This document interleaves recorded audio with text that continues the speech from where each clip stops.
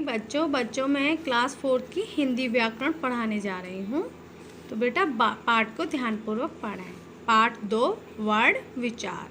ठीक है बेटा, तो ये चैप्टर तुम्हें पढ़ना है अपने आप। मैं थोड़ी सी बातें बता देती हूँ। बच्चों, ऊपर कार, हिरन और सेब के चित्र दिए गए हैं। जब हम इन वस्तुओं के नाम अपने मुख से बोलते हैं तो कुछ ध्वनियाँ निकलती हैं। जैसे कार बोलते समय के आ र ए ध्वनियाँ निकलती हैं जिनसे कार शब्द का निर्माण होता है। इसी प्रकार अन्य शब्दों की भी ध्वनियाँ हैं जैसे। ठीक है बेटा, ये तुम्हें पढ़ना है। इसके बाद है भाषा की सबसे छोटी इकाई या ध्वनि जिसके खंड नहीं किए जा सकते, जिसके टुकड़े नहीं किए जा सकते, उसे वर्ण या अक्षर कहते हैं। फिर है बेटा वर्ण के भेद। तो वर्ण 2 प्रकार के होते हैं, पहला स्वर, दूसरा व्यंजन। ठीक है, इनकी परिभाषा दी है और परिभाषा उदाहरण सहित दी है। ठीक है बेटा, फिर है आपका स्वरों के भेद। तो स्वरों के भेद भी 2 बताए हैं। ये रहे, उत्पत्ति के आधार पर स्वरों को 2 भागों में बांटा गया है। पहला है ह्रस्व स्वर, दूसरा है दीर्घ स्वर। ठीक है बेटा, इसके बाद तुम्हारा व्यंजन। तो ये व्यंजन की परिभाषा दी है, जिन वर्णों का उच्चारण करते समय मुख से निकलने वाली वायु में रुकावट पड़ती है उन्हें व्यंजन कहते हैं। ठीक है बेटा, ये दी इसकी परिभाषा और ये स्पर्श वर्ण दिए हैं, इनको तुम्हें खुद पढ़ना है। फिर ये देखो व्यंजन के भेद हैं। व्यंजन के भेद हैं ये आपको दिए हैं, पहला स्पर्श व्यंजन, दूसरा अंतःस्थ व्यंजन, तीसरा ऊष्म व्यंजन। ठीक है, इसके बारे में तुम्हें खुद पढ़ना है। फिर है, ये मैं आपको वीडियो दिखाती चल रही हूँ, अयोग्यवाह है। इसके बाद अनुस्वार, इसके बाद अनुनासिक, इसके बाद विसर्ग। ठीक है बेटा, फिर बेटा इनकी परिभाषा तुम्हें खुद पढ़ना है। फिर इसके बाद वर्णमाला। तो वर्णों के व्यवस्थित समूह को वर्णमाला कहते हैं।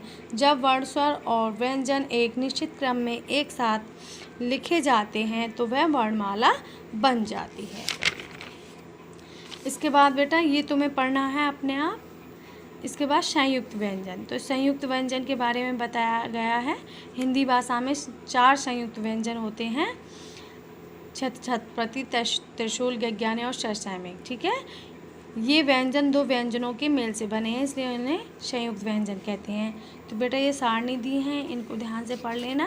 ठीक है, इसके बाद बेटा मात्रा। मात्रा क्या होती है? सभी व्यंजनों में ए पहले से ही जुड़ा होता है, जैसे क्या बन गया। अन्य स्वर जैसे आ, ई आदि व्यंजनों में मिलते समय अपना रूप बदल लेते हैं। स्वरों का यह बदला हुआ रूप मात्रा के नाम से जाना जाता है। ठीक है बेटा, इसके बाद ये सारणी तुम्हें पढ़नी है, आगे तुम्हें पढ़ना है। ठीक है, इसके बाद देखो वर्णों का संयोग। वर्णों का संयोग है, ये तुम्हें पढ़ना है खुद अपने आप। सारणी में तुम्हें पढ़ने हलंत के बारे में बताया। हलंत युक्त व्यंजनों को के हलंत हटाकर जोड़ना, हलंत का चिन्ह देकर रे का संयोग, रे के साथ संयोग। कुछ संयुक्त व्यंजनों की ओर विशेष ध्यान देना चाहिए। ठीक है बेटा, इसके बाद आ जाइए संयुक्त व्यंजन की परिभाषा है।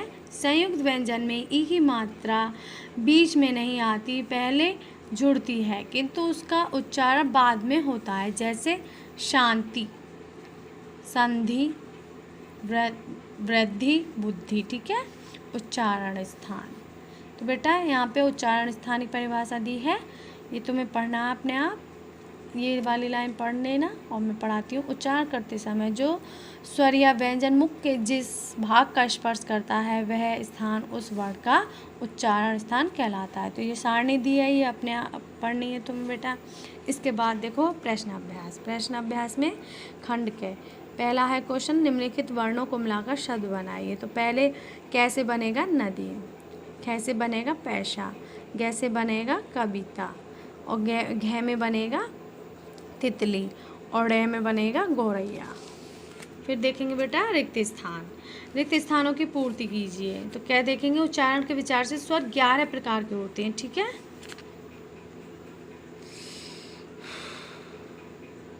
इसके बाद बेटा आगे आइए।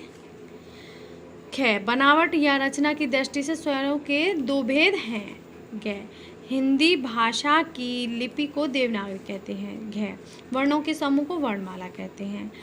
हड़य। जिनका उच्चारण किसी अन्य वर्ण की सहायता से नहीं होता उन्हें स्वर कहते हैं। इसके बाद बेटा खंड ख। प्रश्न, निम्नलिखित प्रश्नों के उत्तर लिखिए। क्या प्रश्न है? वर्ण किसे कहते हैं? तो पेज नंबर 10 पे आ जाइए। ये रहा। भाषा की क्या है ये? भाषा की सबसे छोटी इकाई या ध्वनि जिसके खंड नहीं किए जा सकते उसे वर्ण या अक्षर कहते हैं। ठीक है। इसके बाद है बेटा दूसरा क्वेश्चन, वर्ण कितने प्रकार के होते हैं? तो ये रहा वहीं पर ख। वर्ण 2 प्रकार के होते हैं, पहला स्वर, दूसरा व्यंजन। अब देखो तीसरा क्वेश्चन, तीसरा है स्वर के प्रकार उदाहरण सहित बताइए। तो यहीं पर देखो ये रहा स्वर के भेद। ग प्रश्न है ये। ग का आंसर है स्वर के भेद, पहला हास्य स्वर, दूसरा है दीर्घ स्वर। ठीक है। इसके बाद बेटा देखेंगे आगे घ प्रश्न, व्यंजन किसे कहते हैं? तो बेटा यहाँ पे इसकी परिभाषा दी है। घ आंसर है ये। व्यंजन जिन वर्णों का उच्चारण करते समय मुख से निकलने वाली वायु में रुकावट पड़ती है उन्हें व्यंजन कहते हैं। ठीक है। इसके बाद आ जाइए आगे हड़े क्वेश्चन, वर्णमाला से क्या समझते हैं? वर्णमाला से क्या समझते हैं? आगे आइए। तो ये रहा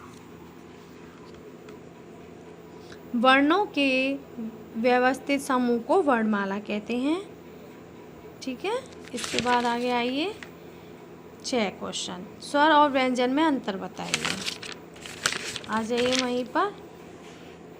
ए आ ई उ ऊ रे ए ऐ ओ औ ये स्वतंत्र ध्वनियाँ हैं।